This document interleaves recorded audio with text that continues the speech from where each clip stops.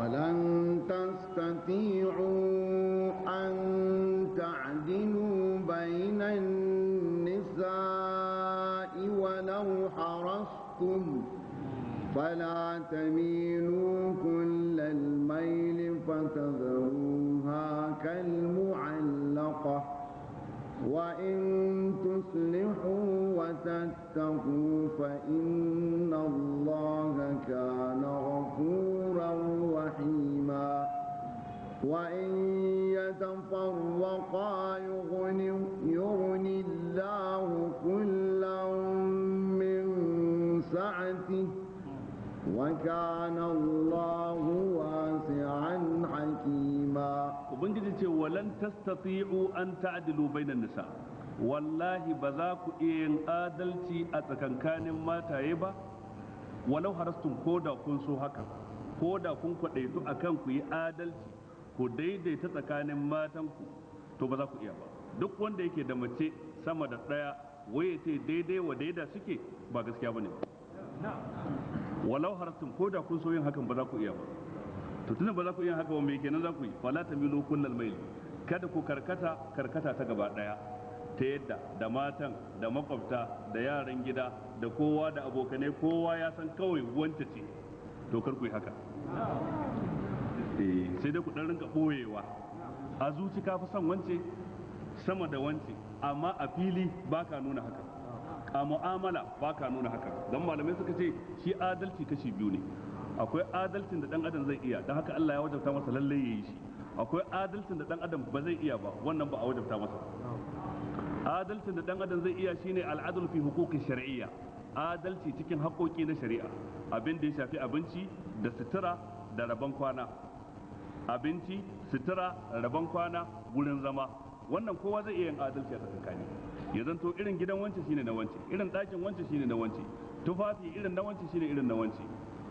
kamar yadda na faɗa darajar tufafin ya zama ɗaya ba wai lalle ne kalas ya zanto ɗaya ba a'a darajar su irin darajar yadin darajar atamfar darajar les din wanda wance ke sawa shi wance ke sawa darajar abincin shi ma iri ɗaya ne sai dai kila hanyar sarrafawa waccan ta to wancan ta wani abu daban amma dai darajar abincin quality din shi duk iri ɗaya ne haka adadin kwanaki kwana biyu nan kwana biyu can wannan duk ya zanto ɗaya ne wannan shine abin da yake wajibi akan dukkan mutumin da yake da mace sama da ɗaya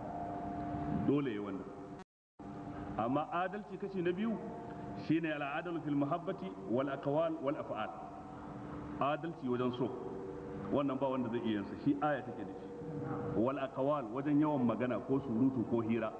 bayan da za a ce hiran da kai lokacin da kake dakin wanci shi zaka yi a dakin wanci me ya wanci ta iya hira ta iya kawo labarai ta iya bada abin dariya wancan kuma dinkim take bata iya hira ba to ya zaka yi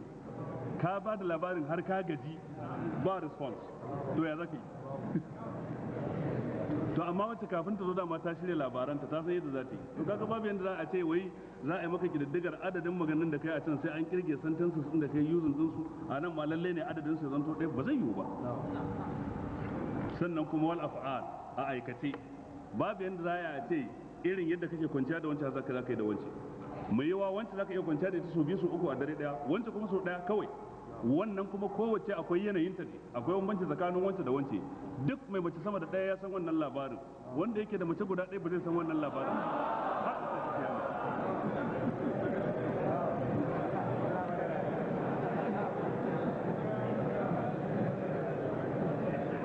to wannan shine ubangiji subhanahu wataala ce walan tastati'u an ta'dilu bainan nisa'i walau harastu ba za ku taɓa yin adalci tsakankanin matan ku guda biyu ba ko da kun so ku yi haka din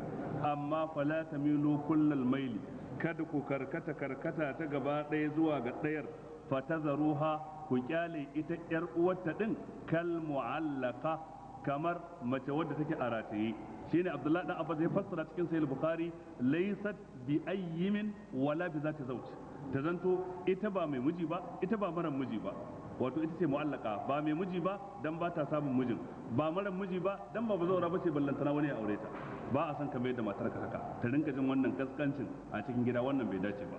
ya kamata ta rinka jin ita ma mace ce da sauransu an fahimta ko